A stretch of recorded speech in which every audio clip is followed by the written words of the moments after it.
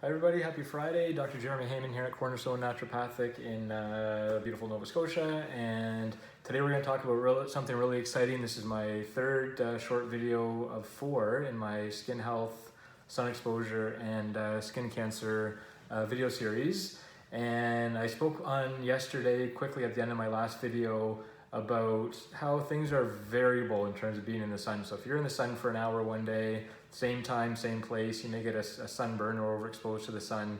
And then the next time you go in the sun, same conditions, same location, you may actually fare quite well, and you may not actually burn or overexpose your skin to the sun. So why does that happen? What are the differences?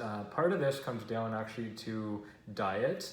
And there's been some really solid research, continual research in how antioxidants from diet actually protect you from overexposure and the damaging UV rays from the sun. And we're talking about oral antioxidant dosing. Yes, using antioxidants in certain mineral sunscreens and other sunscreens actually can protect your skin from the sun. But what the research has been actually showing, from what I've reviewed, is that specific antioxidants actually can slow down, stop, prevent, and reverse the damaging impacts of UV rays on your skin if you've been out in the sun for too long. So I'm going to review a few of them right now. One of the main ones is called Astaxanthin, and Astaxanthin is that antioxidant, a carotenoid. It actually creates the pinkish color in a lot of marine life and some algae.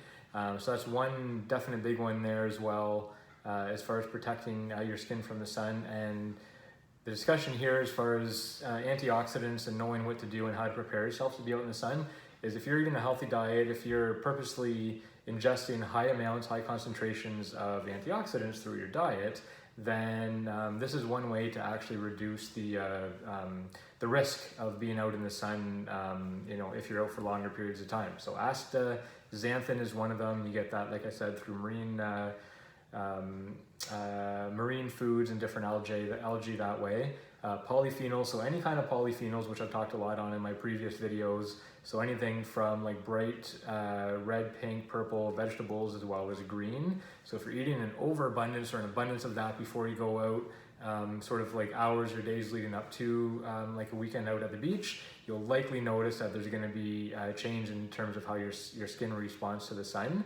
And all of these that I'm going to be listing here through the research have actually shown a potential to have some SPF advantage. So there's no particular numbers in terms of how much SPF each one of these antioxidants have, but it could potentially have anywhere between 2 and 7 upwards. So it's not going to protect you fully, but it is going to reduce the risk that you're actually going to burn or severely burn in the sun.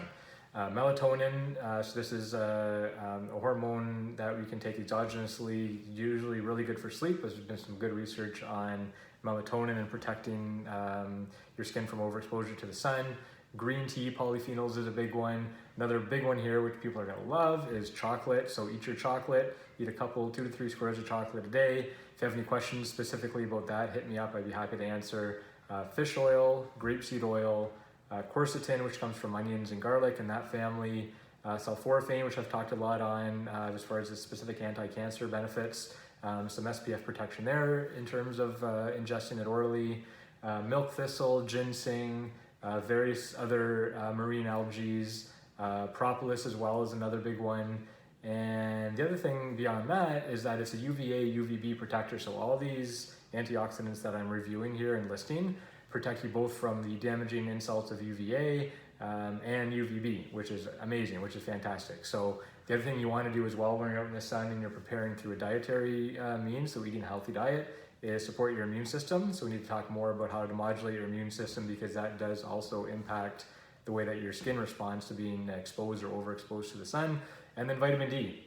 So vitamin D, if you're out in the sun, exposing your skin to the sun for 20 minutes a day, 3 times a week, that's roughly equivalent to 1,000 to 2,000 IUs of oral vitamin D, supplemental vitamin D. So as long as you're getting out in the sun a few days a week, 15, 20 minutes at a time without burning, then you're all good to go for vitamin D. We're here at Cornerstone, we understand the optimization of vitamin D levels in the blood, so there may be some supplemental vitamin D necessary in addition to you being out in the summertime. So we have those answers. Come talk to us And if you have any other questions about antioxidants, what to eat, how to eat it, how much, or how else to protect your skin in the beautiful summertime against the UV rays, just let me know.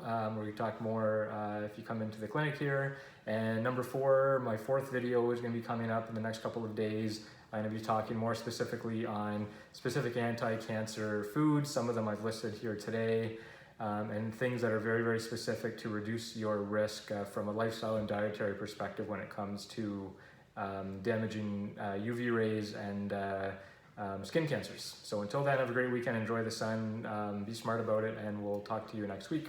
Thanks.